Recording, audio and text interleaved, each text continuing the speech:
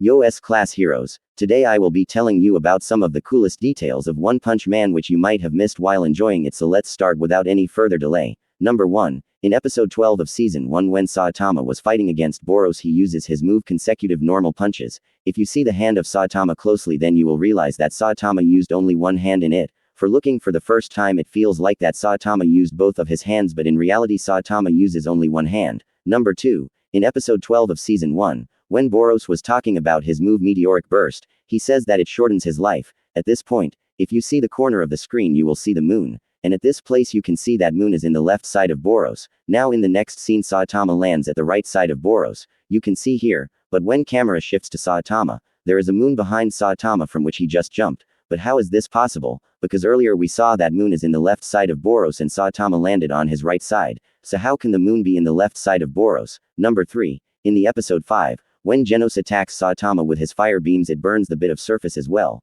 But when we are shown backside of Saitama, then the burned area is nowhere to be seen. And in next scene, when Genos say that I need more speed and starts to fly, that burned area is visible again. In the scene when Genos again fires at Saitama with his large fireballs, then a large part is burned behind Genos. In this top view also you can see that the very big part of the surface is burned. But when Saitama throws his punch at Genos, then the burn mark again disappears. Number 4. In episode 11 of season 2, when Saitama and King were playing video games, then there was a scene where King holds back till his last health so Saitama could believe that he has a chance of winning. Did you know that it is actually a reference to Saitama vs Boros fight where Saitama held back just like King so Boros could believe that he has a chance of winning? Number 5. You might have read this thing in many places that King and Saitama are exact opposite of each other. King is weak but famous, whereas Saitama is strong but nobody knows him. But do you know that there is something that is common in both the heroes, and that is their fraud nature? Both of them are fraud. King is fraud because he has always been getting the credits of the work that was done by Saitama, but he never told it to anyone except Saitama.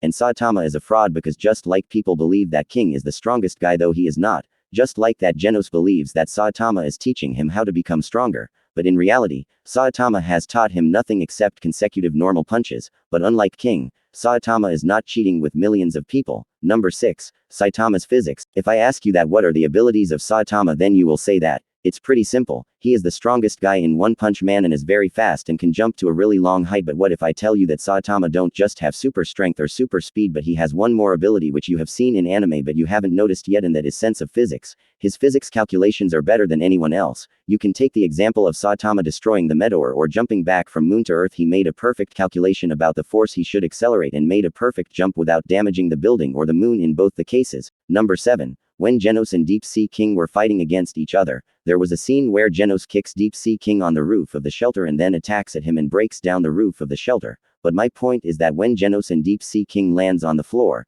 the rainwater is not falling there. You can see here. Number 8. One Punch Man copies designs. You might have heard it in some videos that One Punch Man copies character designs from other animes like Dragon Ball Z and Attack on Titan and must have hated it. But do you know why One Punch Man anime does this? One Punch Man anime is a parody anime. In case you don't know what a parody is, then let me tell you that parody is a degraded version of something very famous like a movie or a show. And since One Punch Man is also a parody anime, it takes several elements from other animes. By the way, I have my own theory in this. One Punch Man copies character designs from other animes because in this way, One Punch Man's author wants to tell you that no matter from where your character is, Saitama will defeat him in one punch. Number 9. Saitama throws Garou in trash. In the season 2, when Saitama goes for a shopping, he meets Garou in front of a shop.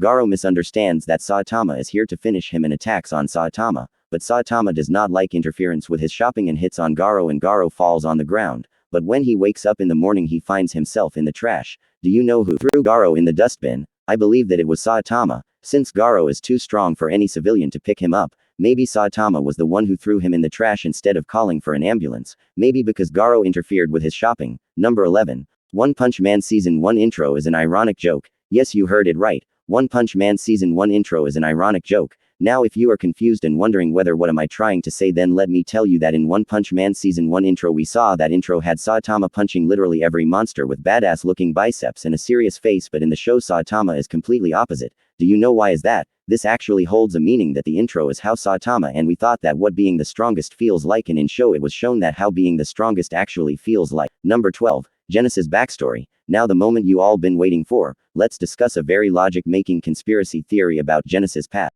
If you remember the episode 2 of One Punch Man, You will remember Genos' short monologue. In that monologue, Genos told that when he was 15, a crazy cyborg went out of control and destroyed everything in sight including his family, but he survived, and that is when Dr. 𝐾𝐨𝐜 met Genos while he was passing from his city and transformed him into a cyborg. Didn't you notice a pattern in this? The day that cyborg attacked Genos' town is the same day when Dr. 𝐾𝐶 was passing from Genos' city. But what was he actually doing there? And why was he passing from a city which was destroyed? And how did he turn Genos into a cyborg on his one request? If you see the pattern here, you will notice that a cyborg attacks a town, Dr. 𝐾𝐶 passes from Genos' city, and turns Genos into a cyborg so he could take his revenge. After analyzing this, I made a conspiracy that the cyborg that attacked Genos' town was actually made by none other than 𝐾𝐶 only, and he was not in Genos' town without purpose. He was actually looking for that cyborg. And if you ask me that how can I say that that cyborg was made by Dr. 𝐾𝐶, then let me tell you that Dr. 𝐾𝐶 is a scientist. If he can turn Genos into a cyborg and repair in just 1 or 2 days after coming in 20 pieces, it means that he can actually make cyborgs. This means that my conspiracy actually makes sense, that the cyborg that destroyed Genos' town was actually made by Dr. 𝐾𝐶.